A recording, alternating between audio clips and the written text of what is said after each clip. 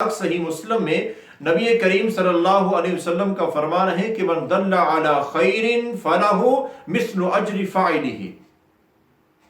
جو شخص کسی دوسرے کو نیکی کی طرف رہنمائی کرتا ہے، یہ رہنمائی کرنے والا عمل کرنے والے کے برابر اجر لے جاتا ہے۔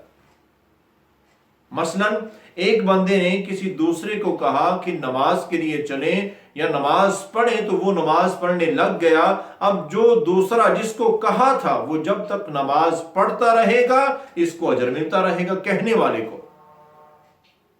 بالکل ایسے ہی ہم جانتے ہیں کہ ہمارے کوئی قریبی ہیں، محلے دار ہیں، ہمارے علاقے کے کچھ بیچارے غریب لوگ ہیں، یا کہیں مدارس میں یا کہیں مساجد میں، کہیں بھی نیکی کے کام کچھ ایسے ہیں کہ جہاں پیسہ خرچ ہوتا ہے اور ہمارے پاس پیسہ ہے نہیں، دل ہمارا بڑا چاہتا ہے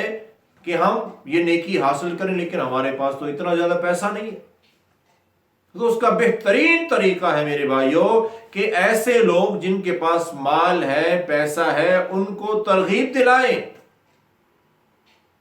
ان کو بتائیں، ان کو آگاہ کریں کہ بھئی آپ کے پاس مال ہے، اللہ کا دیا ہوا، اگر آپ چاہیں تو یہ نیکی آپ حاصل کر سکتے ہیں۔